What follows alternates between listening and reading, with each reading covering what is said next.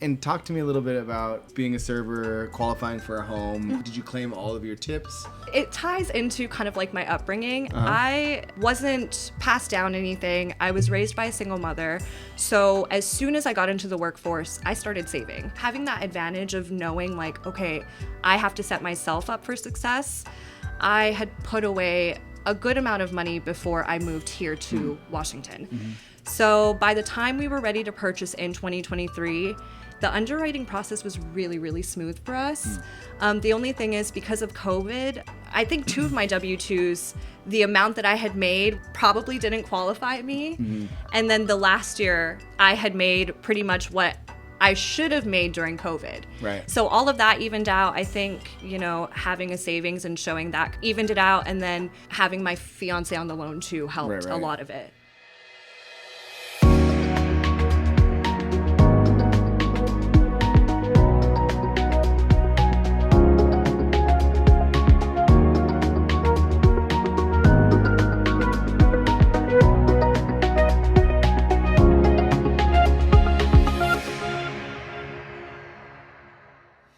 Hey guys, welcome to the Realized Gains podcast. I'm Stephen Tran. And I'm your co-host, Jordan Lee here, and we're super excited to have Jasmine Yamamoto on the show. Hello. Hey, Jasmine. Thank you so much for being here. Do you mind just giving us your story, your background? I don't know if you're from the area or kind of how you got here and how you got into real estate. Absolutely. So I was born and raised in Honolulu, Hawaii.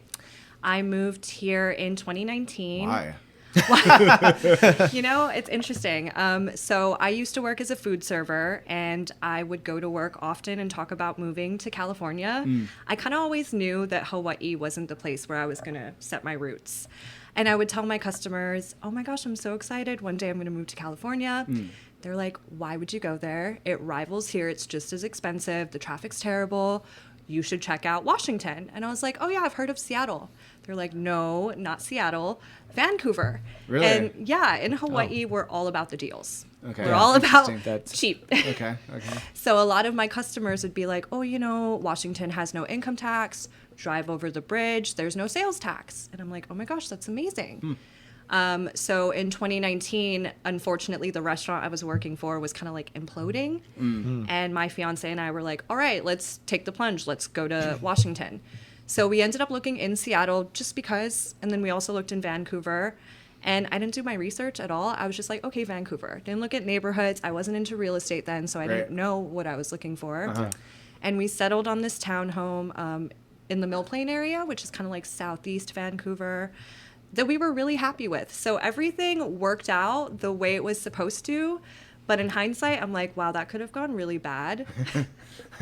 And that's what leads me here to Washington and Oregon now. Did you have an agent help you out with that townhouse, or was it renting? It was renting. Okay. So I pretty much did all the research. I looked up a bunch of different addresses on Zillow, made the appointments and everything. So I was always savvy in that sense when it comes to scheduling and yeah. So you came over in 2019, is that okay? So we're right on the cusp of the pandemic. Can you kind of talk about that? Yeah, definitely. Especially being in food service at that time. Yeah, so we moved in October 1st. And when we first moved here, we were like, okay, we're never going to get a break. We're not going to get a break for a while, so let's take some time off. So we took off from October to January. In January, I ended up getting hired at Red Lobster. Oh, nice.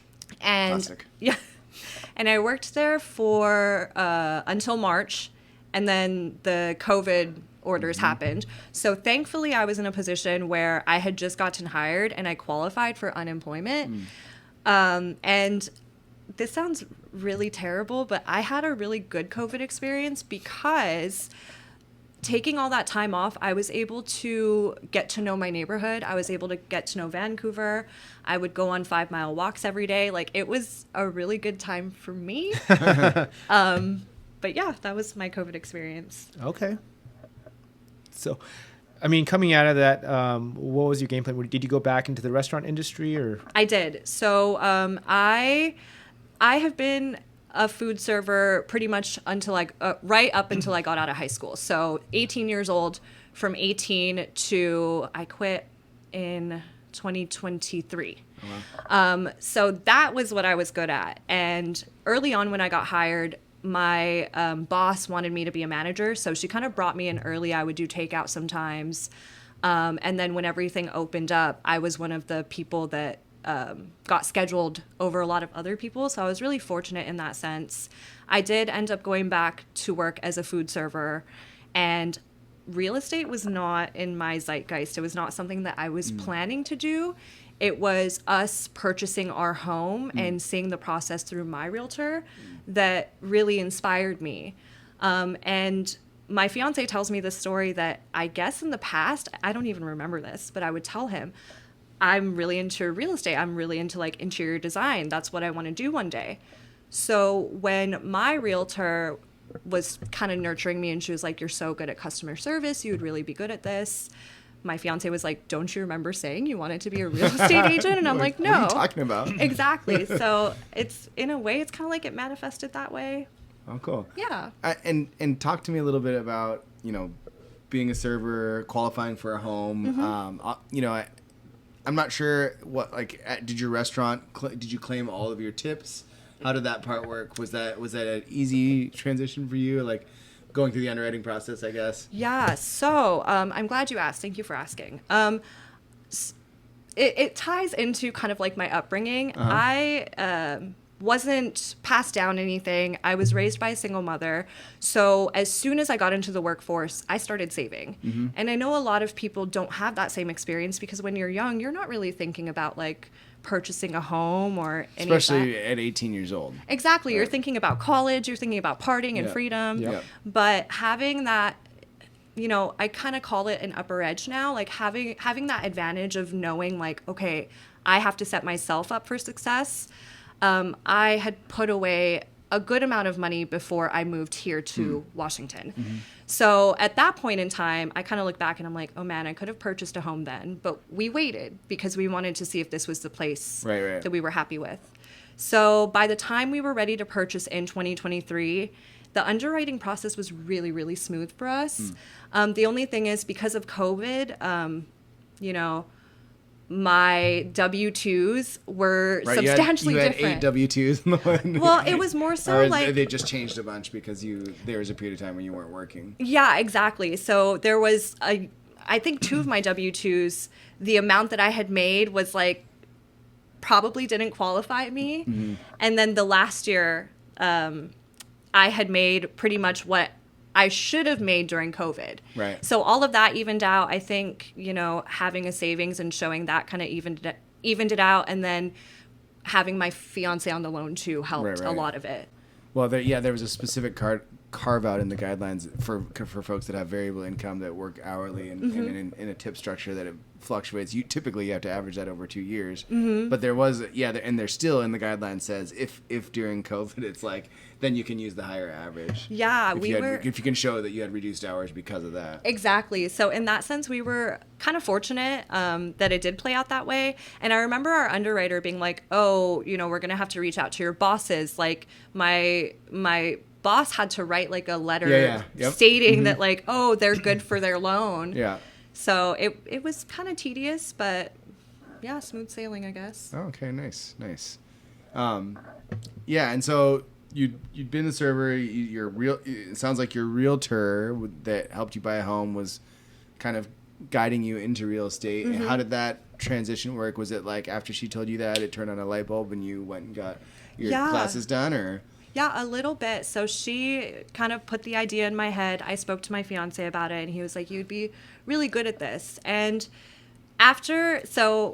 when we decided to purchase a home, I think with the interest rate and everything too, I didn't know how much that would add to our mortgage payment. And what we were paying when we were renting compared to what we're paying for our mortgage is like, it's a lot.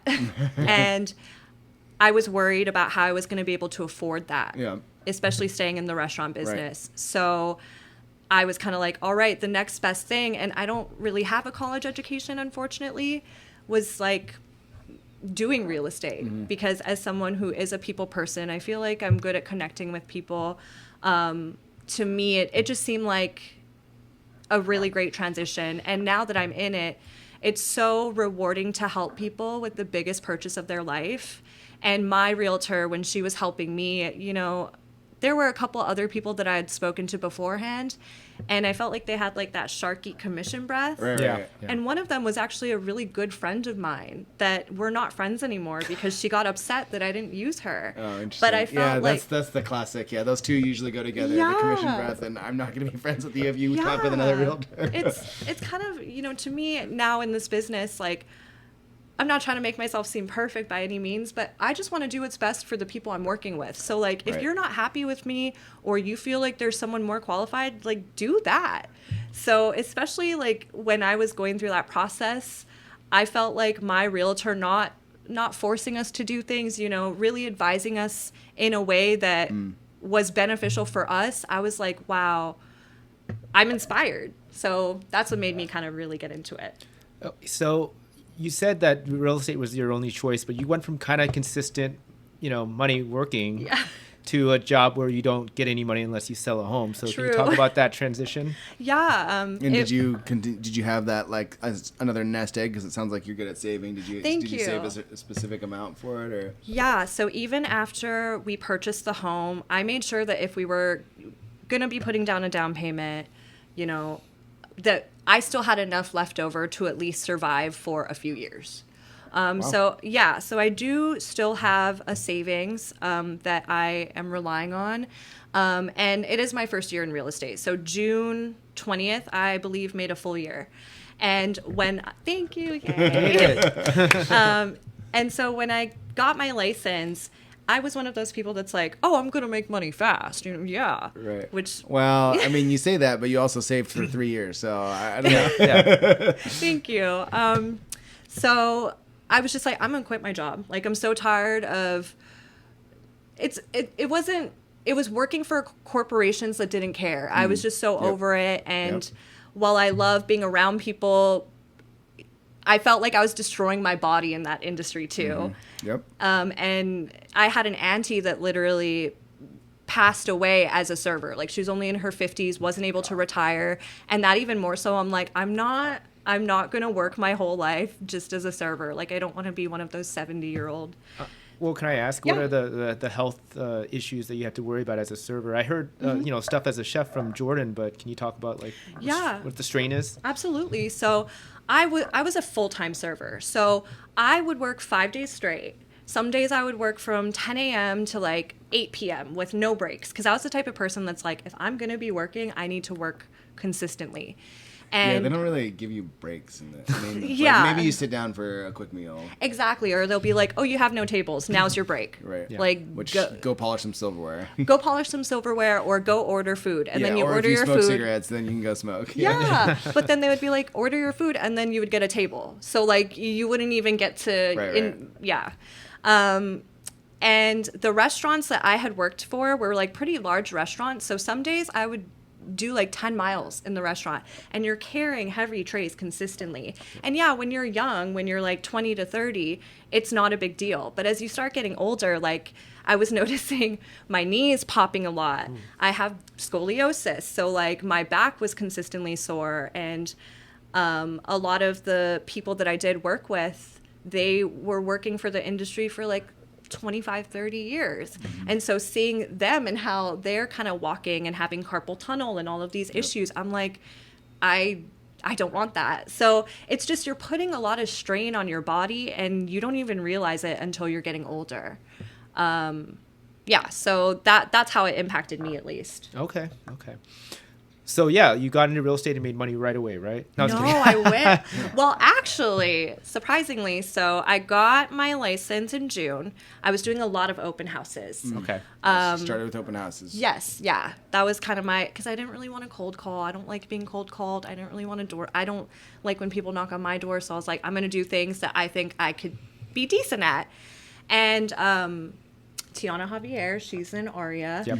I had hosted one of her open houses. Oh, nice. Randomly, I was just looking through the EXP database of different brokers, and I was like, oh, I'm just going to reach out to these people. And I had... Oh, so you proactively reached out to other agents that were in your brokerage that were listing homes. Smart. Yeah. Because my mentor was like, you need to set the path for yourself. So I'm the type of person that I try to be a go-getter in that sense. So I ended up reaching out to a bunch of people. Tiana let me host her opens, a couple of them. And one of them, unrepresented buyers came through. And I got a call randomly one day. She's like, Jasmine, like, you really know the ins and outs of this house. Like, you've been so accommodating with, like, just holding these open houses. I have these buyers. They want to go through the house. Do you want to help them? And I was like, oh my gosh, absolutely. And yeah, I got my first buyers as a referral nice. from someone else. So that sale closed August 31st. And I was like, wow, I'm great. Closed a sale super quickly. Yep. And then don't copy me. I ended up doing everything that people say not to do. So I purchased Realtor.com leads. That was terrible. Literally didn't close any of the leads that I got. Yep. And I was just like, oh, okay, well, if I'm paying so much money for this service, I'm sure it's gonna benefit me. And I was still doing open houses, but some of them like weren't really consistent. And yeah, it was a little bit of a slow period. Then I started YouTube. And my YouTube has been a really slow burn. And YouTube, like when you say you started YouTube, what does that mean, and why did you decide to go for that path? Was that recommended to you, or? It was. Okay. It was. So my mentor Hal, she does YouTube, and she gets all of her clients from YouTube. Like basically 100% of her business comes from YouTube. Huh. She'll get some referrals here and there. But it's like all just people she doesn't know. Yeah, in reaching the out to area, her. reaching out to her directly because of YouTube. Was from shorts or? No, it's from long form Okay, content. okay. Yeah. She doesn't do any shorts at all. Really? She used to, so she would take clips from her videos, but she was noticing that the subscribers that came from the shorts weren't serious buyers or sellers, essentially. Okay. It was a lot of bots. Okay. Whereas in long form content, a lot of the people, they're seeking your information out. So it may have been less views, less likes, or less follows, but it was actually converting. It was quality. Exactly. And I wish I had taken her advice earlier, because she recommended it before I even became a realtor, when I was doing my classes. As you can tell, I'm very talkative, and I'm on social media a lot. And I would post a lot on my Instagram stories, just riffing and talking. And she was like, you're really good at speaking, so you should start laying the groundwork for that. And I'm like, yeah, sure. And so I waited, and I didn't start my channel until around like August or September. Okay. And what I mean by YouTube is I try to make informational content for people like myself when I was a first-time home buyer, specifically for Vancouver, Washington. Okay. So it'll be like 5 common home buying mistakes to avoid in Vancouver, Washington. In Vancouver. So you're trying to hit all of those searchable Exactly, terms that exactly. if someone's looking for a realtor in Vancouver. Yeah. Okay. And I didn't know at the time when I first started, like, what SEO was, which is search engine optimization. I mean, coming up in a search, right? Yeah, exactly. I was just like, oh, if I just post this, it's going to get boosted out. And I would get a lot of comments from random people being like, I see your YouTube channel. I can help you. Oh, yeah. And I took a gamble on one of those people. Oh, really? Yeah, because initially I was... Because we get those texts all the time. Yeah. Yeah, and honestly, a lot of them are not legit. Yeah. But I was using a friend as an editor, because I'm the type of person where, like, I want to collaborate with people that I know. Right, I right. want them to get in on the business. But this friend was working a full-time job, so I wasn't getting my videos back consistently. And this person that had reached out over comment was like, oh, we can edit your videos, do your thumbnails, and do short form videos for you for a steal. So I was like, okay. So I've been using these editors for the last year. Okay. Really happy with them. Huh. And you got them through a cold call, basically. Yeah. Essentially. And are they local, or are they just wherever, India? Yeah. Yeah, I think so. I'm not sure India specifically, but they're definitely like in one of those Asian countries. Yeah. The Philippines? Yeah. Who knows? I mean, whatever. Yeah. So they do all your like editing piece. You just send them the raw stuff. And I do. And do you give them a lot of direction, or they kind of just... They know what to do? No. So I do storyboard, and before I actually like film, I will research a topic that I really want to do, and then I'll storyboard it. Okay. I'll do a loose storyboard, and then I'll do a detailed script. Okay. Based on that detailed script, I'll redo my storyboard, and then I send that over to my editors. Okay, so your content's very planned. Yeah. Everything's scripted. You kind of know what you're gonna say. It is, yeah. And what are we looking at for like the length of these? It varies. So I have videos anywhere from 8 minutes to the longest is 30 minutes. Oh, wow. Oh, is this mostly just you talking? Yeah. Okay. It's me talking with like clips in there, like clips in the video here and there. I don't do a lot of vlog style content. And for a while I was worried about that because I'm like, oh, you know, a lot of the realtors that I see that do content, they are in the listing or they're driving to the listing or, Right. you know, showing the neighborhood. I'm busy. I'm doing this Yeah. type thing, right? And so I felt like if I didn't have that content, people wouldn't trust me. But what I've noticed about YouTube and feedback from the people that reach out to me is that there's a niche for everything. Yep. There's people that want vlog style content, that want to see you drive the neighborhood or whatever. And then there's people that really appreciate you just sitting down and educating them. Yeah. So that's the type of content that I try to do is more educational content. And now with being busier and going to more listings, like I do a lot of virtual tours.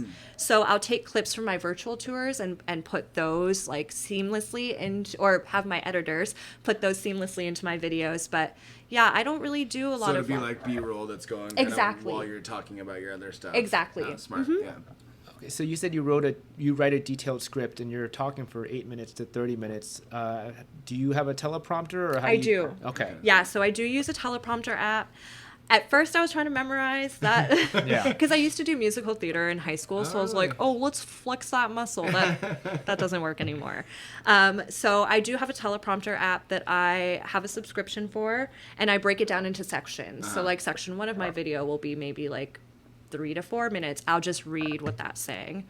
And I've tried to do the whole 30 minutes and I'll get flustered. I'll have to talk to myself and be like, Jasmine, you got this. So Do you have a timer or like a remote or something that goes up? Or no, so I actually, it's kind of similar to this setup where I have like something I put my phone on and then when you press record, it gives you like 5 seconds. So it'll be Yeah. like, and then that counts down. And when you put the script into the teleprompter app, it's following you going with the script. So once the script is over, it ends on its own. Oh, so it can hear you read it. Mm-hmm. Oh, interesting. Yeah, I yeah. like that. So it's because the okay. ones that I Yeah. used Instead to of just like a normal scroll. yeah, sometimes Yeah, I'm like, no. oh, I'm not reading fast enough, or I'm reading way too fast, and I gotta pause. That's Yeah. nice. Okay, I didn't know that it existed, but that makes sense. There Yeah. are, you just have to pay for it. Sure, So that's the yeah. one thing. So initially, the first teleprompter app that I was using was similar to what you were saying. Yeah. And that was really difficult. Because you got to say a consistent speed. Exactly. Yeah. And When I you be a feel then it feels like a robot. Yeah. yeah, exactly. But I feel like I started getting comfortable with it to where like I could kind of match the speed or whatever. But yeah, finding this new teleprompter app was very beneficial. I don't know. I like that. I'll give you my resources after. Okay. I was about to say, do you ever feel like it feels unnatural reading from a script? Like I usually like to do bullet points so I can kind of wing things a little bit, so it feels more like it's my natural voice. But do you feel like it's just totally fine to read, or Yeah, because when I am scripting it, I'm writing it in my voice. Okay. I want to get to a point where I don't need to read from a teleprompter, but because I am still newer Yeah. in real estate, I don't feel as though I have a lot of that knowledge memorized. Right. As opposed to just like reading it from a script. I bet most people are using teleprompters. They just get a lot Yeah. better at like Yeah. looking more natural. I think so. I don't know Yeah. if you've actually like watched my videos, but I also used to do AV in high school, so I feel like that has helped That me. helps, yeah. But Yeah, I was wondering, like, because the way you're talking about doing this, you've come at it in a very methodical way that has no relation to your past career. So I was wondering if, like, you had a coach telling you, helping you with this, or was more just based on your own Yeah. AV background, or it's thankfully so I had my mentor nurture me to do it, but me doing it is all pretty much on my own. right? I'm guessing that she doesn't use the same. No, setup she does the bullet style. points. The bullet points. Yeah, like you do, where she's just able to talk about things on her own. It's very natural. I can't do that yet. So, but I do feel like when I don't think my clients know that I'm reading from a teleprompter, honestly. No, I've seen a little bit. It doesn't look like that. Thank you. Yeah. And are you trying to have content too that's like more durable in that sense too? Are you doing like market updates as well, or? I just started doing that. So I did Okay. my first market update recently. Because I feel like with those things, when you're reading off specific statistics, it's like it doesn't matter how much experience you have, you can't remember. Exactly. You guys don't remember those? Okay. Right? Like I I remember don't. some things are fairly I try. durable, but other things change regularly, right? Yeah. One thing that I'm curious about, like as we were talking about, like market updates, you know, YouTube. If it's on YouTube, it's on there not forever, but it's on there for a long time. Mm-hmm. Does it make sense to do current topics, or should they be longer term topics? That's a good question. I think it makes sense to do both as long as you clarify that in your video. So like the market update I did, it was for January to June. So I was like, oh, this is a beginning of the year to quarter 2 update essentially. And then later at the end of the year, I'll probably do like a quarter 3 to quarter 4 or something along those lines. But that's something that I'm still navigating because You have to do more to find out if the metrics look good, right? Exactly. But I have noticed on that video in particular, it did get me a lot of subscribers. So I know that people are looking for that kind of Because content. then you get like, yeah, just tune in like at the next 6 months or whatever. Exactly. Yeah, I can see that. Well, okay, so just looking overall of all the videos you've done so far, are there specific topics that seem to be doing well with your audience? Yeah. So the one that I got the most subscribers on was about an article that came out on livability.com that ranked Vancouver, Washington as one of the top 25 cities to live in. Okay. So I took that article and I made a video about it. And that has been my most popular in terms of subscribers and views. But they all are geared... Actually, no, that's not true. A lot of my videos about like Camas and Philida are really, really popular, which are neighborhoods in Vancouver, Washington.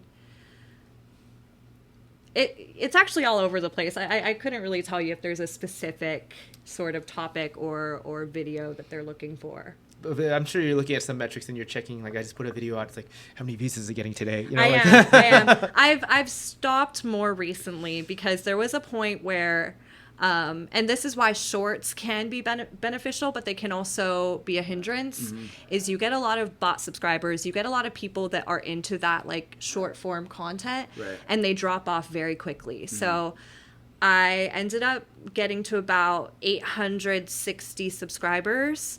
And I was, for a good like week, I was losing subscribers every day, like 20 to 30 subscribers. Okay. And I was like, oh my God, what's going on? People don't like me. But no, it was the bots. It's YouTube getting rid of those inactive accounts.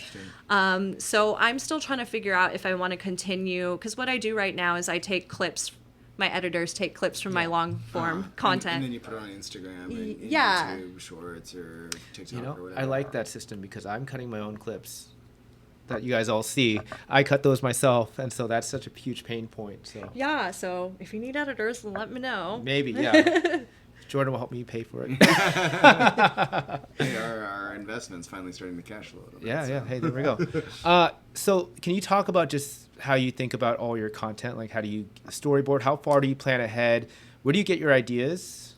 Like I said, I just get them mainly from like things that I would feel like I benefit from. A lot of my clients are first-time home buyers or relocation clients. Yeah. So I do focus a lot on like relocation videos as well. Videos like how to do a virtual tour and what is a virtual tour in Vancouver, Washington. I always try to put in Vancouver specifically to get those viewers. But yeah, a lot of the topics that I do are things that I would want to know. So right now I haven't really ran out of ideas. I don't know what I'm going to do when I run out of ideas, but I also, I'll take inspiration from other local YouTubers around or real estate YouTubers.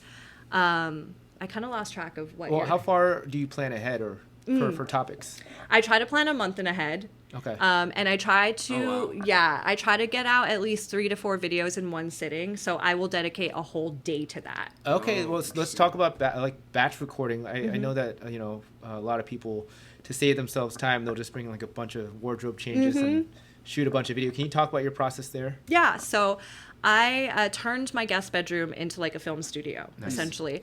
So I just do everything in my house, and I try to, I'll wake up early, I'll have my outfit changes, and I just put my scripts into my teleprompter app, and I go from there. It's honestly really simple.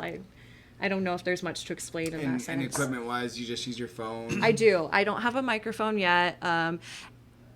Actually, I technically do, but it wasn't sounding right. So I don't know if I have to get a better mic.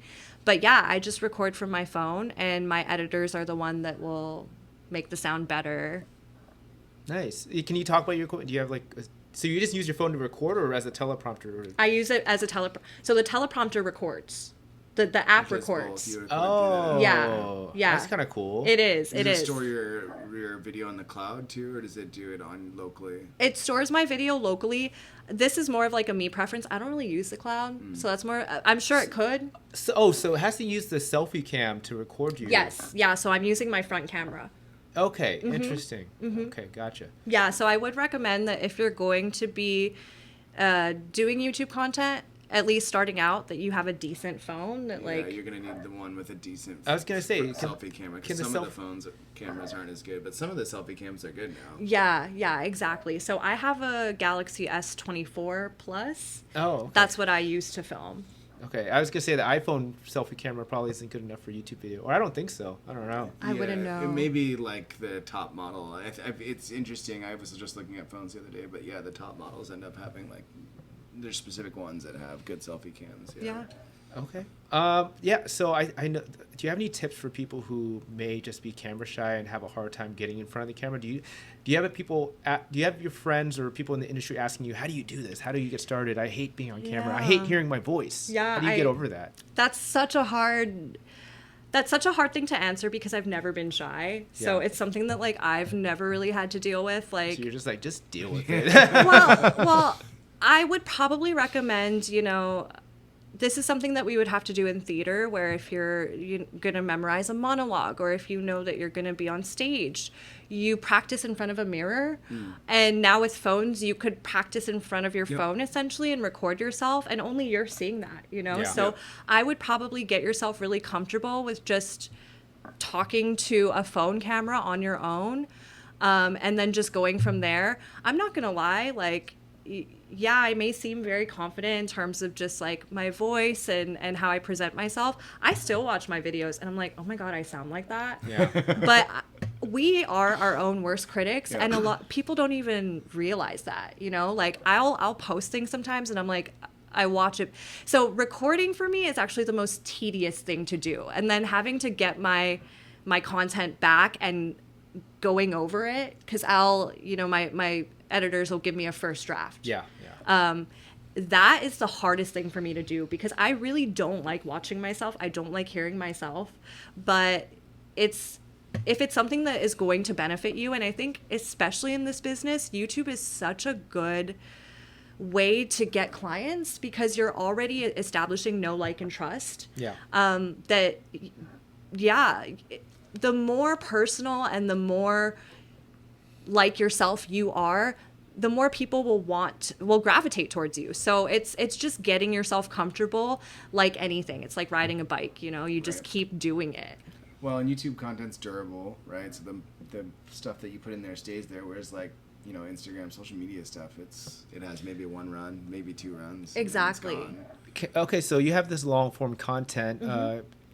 How does that work with other social media platforms? Are you dropping it on TikTok, or doing little previews and saying, go check out the whole video? What do you do with all the other social media channels, and which ones are you using? That's a really great question. So I have kind of dropped the ball on a lot of my other social media. So I have to actually work more on putting my reels onto Instagram, putting my reels onto Facebook, because for me at least, it hasn't really been a tool where people have reached out, so I just neglect it. Mm-hmm. And that's not something I would recommend.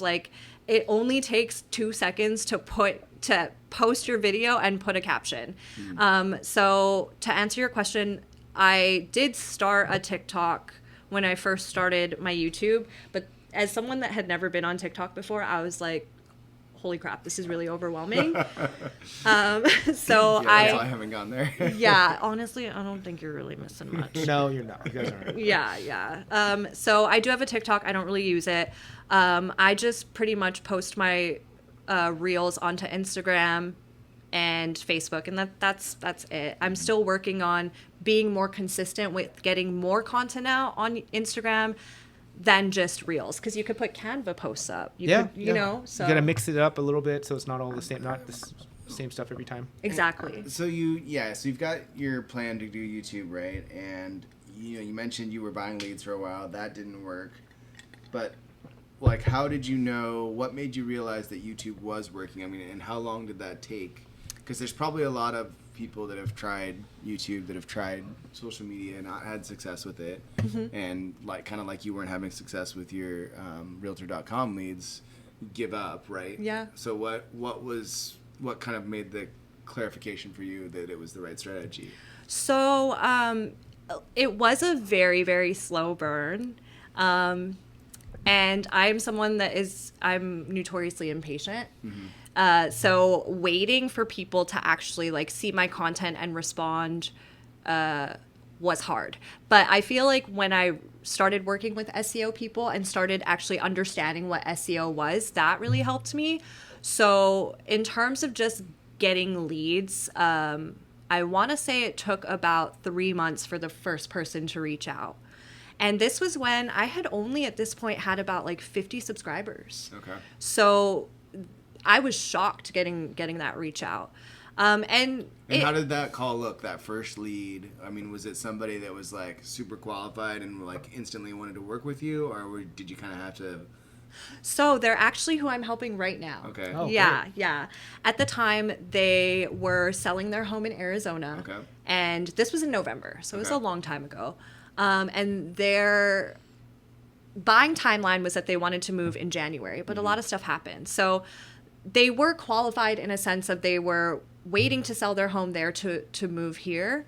But it was a little daunting for me because when you're on YouTube, like you can portray confidence, but Right. getting that first Right. phone call and like getting on it And they have questions for you that aren't on your script. yeah, and you're just like, oh my god, do I know what I'm talking about? Thankfully, these buyers were so understanding, and they know that I am newer, and they're willing to take that chance with me. But yeah, it took about 3 months to really get my first lead, and then in March of this year, I don't know why, but you know how they say in real estate, when you go on vacation, that's when like, Yeah, oh you my get the gosh, you're going to deals. get Yep. business. Yep. Yep.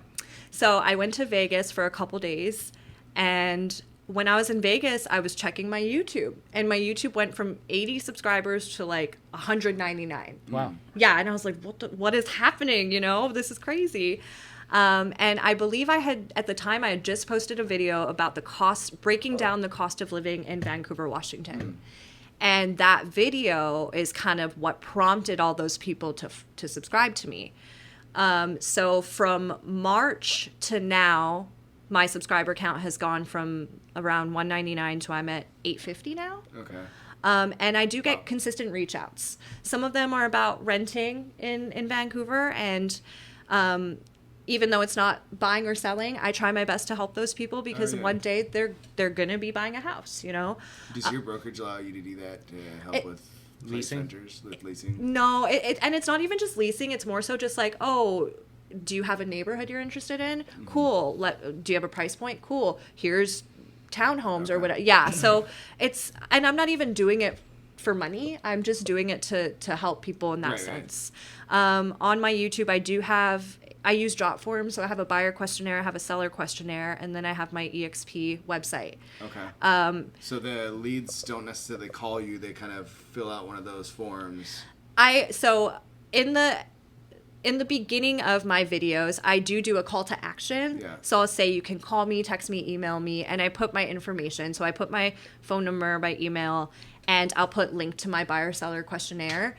I've noticed that older folks, they'll be the ones to call me. Oh, right. Whereas younger people our age are the ones that are filling out the questionnaires. Okay. And then from there, I'll reach out via email and I'll try to schedule a phone call. But For me, it's matching people's communication. So if they're happy just emailing, I'm fine emailing. If they want to call me, I'm fine calling. Yeah. That's kind of how I get my leads now from YouTube.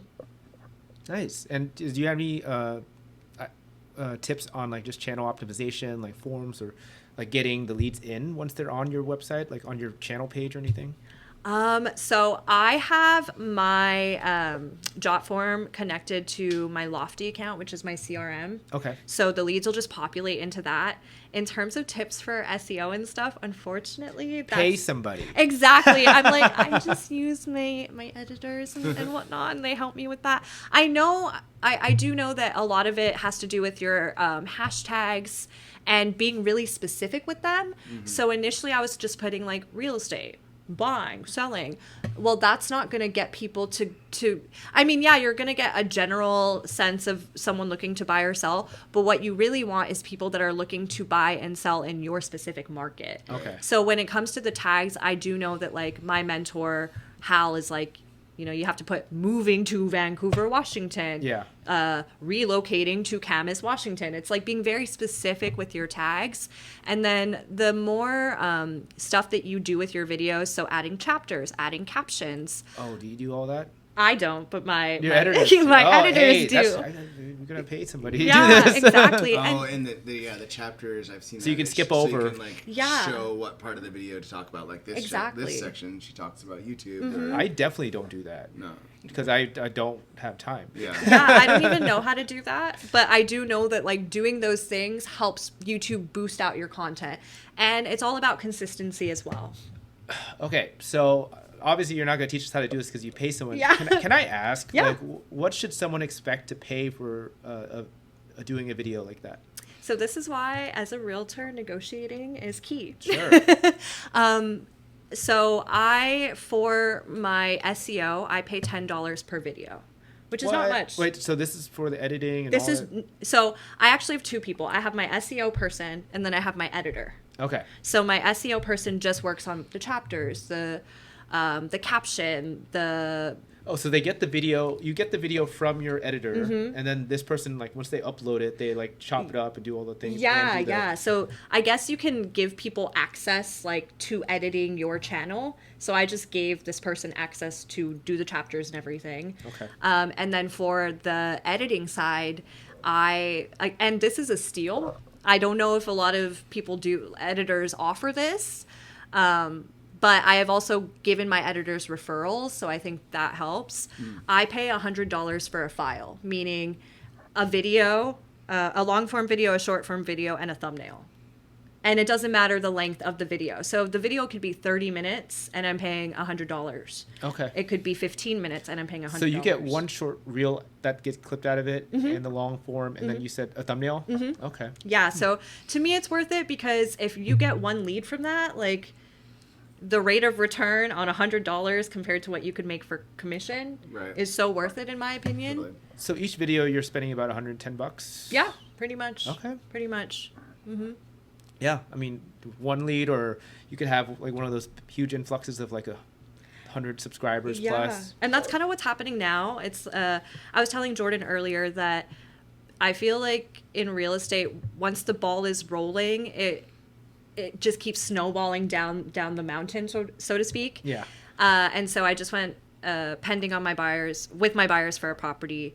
I'm meeting up with relocation clients tomorrow. I have my first listing appointment on Thursday, and I have 2 other relocation buyers signed. Wow. So it's just a matter of And these getting are all from YouTube. leads. Yeah. Nice. What? I don't have this person signed yet, so I guess this is another lead. But they're a referral from my neighbor. So nice. Another thing I try to do too is like I'll try to get to know people in my community. And as a server, I have a lot of connections there. So a lot of my friends in the restaurant industry are moving into construction or those sort of fields. So I'll try to give business to them, and in turn, like, they'll refer people to me. Yeah. But real estate, as you guys know, is all about collaboration, and it's just about like your sphere of influence and who you know. So Totally. Awesome. So if someone was looking to get started in YouTube, what kind of tips would you give them overall, or how would they get started?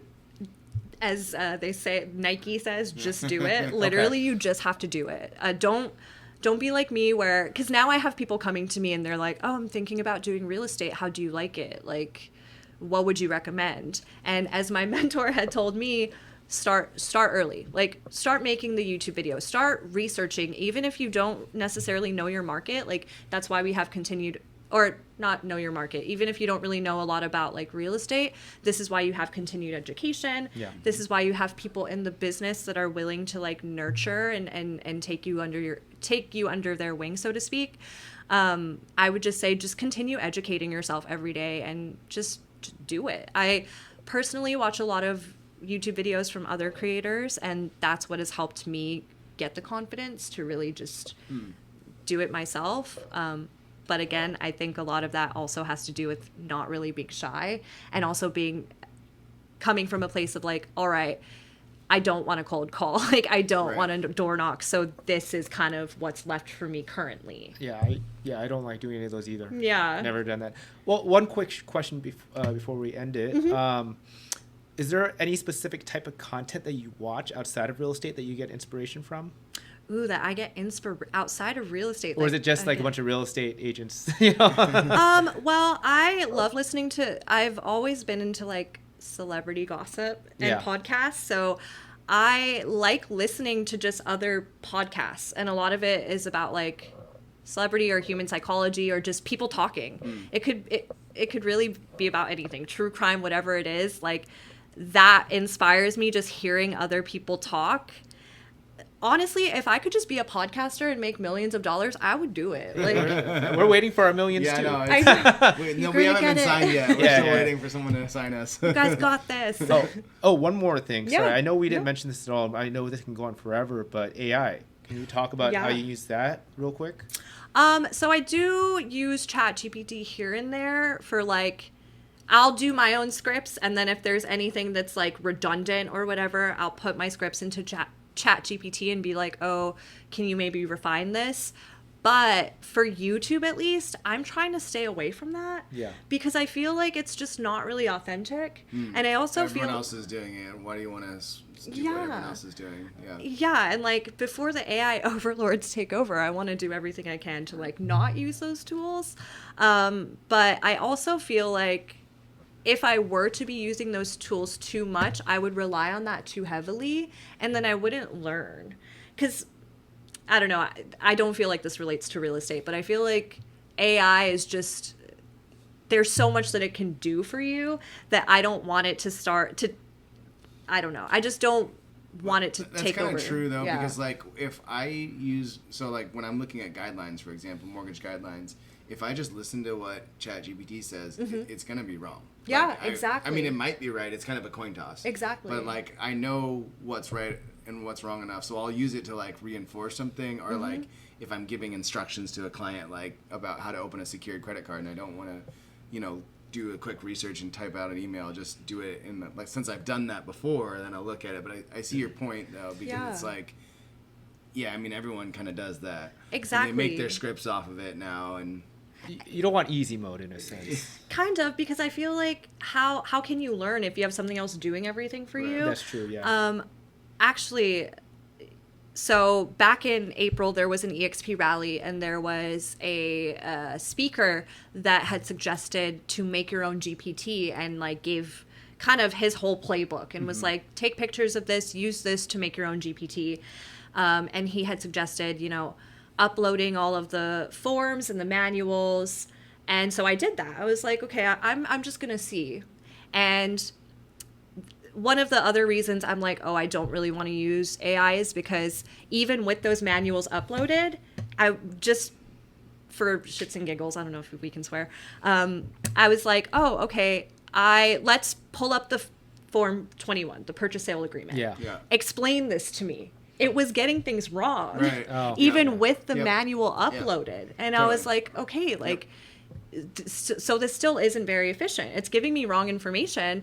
And if I were to take this information and, you know, go under contract or whatever it is, I could screw things up for my clients. And that's something, and you could be liable for it too. Exactly. And that's something when it comes to real estate that, like, I'm still I really have trouble with is as a server, like we have to just keep talking, right? Like, so I can BS very easily. Yeah. In real estate, you can't BS. You have to be like, you have to know everything, or not know everything, but like you have to have your T's crossed and your I's dotted. Yep.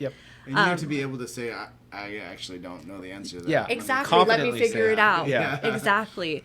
So for me, it's learning how to say, I'm sorry, I don't have that answer, but I'll research it for you. Yeah. So to bring up AI again, that's why I'm still really like, I know it can be a beneficial tool, but I'm trying not to use it so often. Yeah. I mean, I might use it too much, but I at least put my ideas out there, and I just tell people double check your work, because that's the new generation is just AI everything, and I'm like, this doesn't make any sense, and this day is wrong, and all these details are incorrect. At least the grammar is mostly correct. Exactly.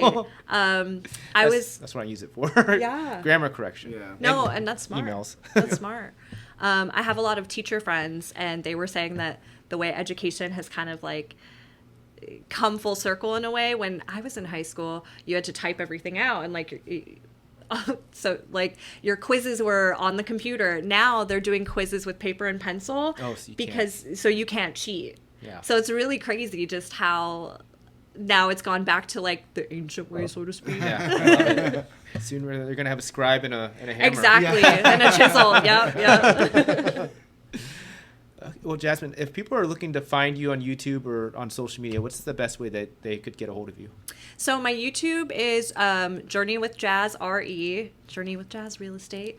My social media is my Instagram is, I don't know if it's _first Journey with Jazz or Journey with Jazz _, but it's one of those. You can find me there. I'm also on Facebook. You can just search my name, Jasmine Yamamoto. Yeah. Okay. Well, thank you so much. Thank you for much. having me. Yeah, we appreciate it.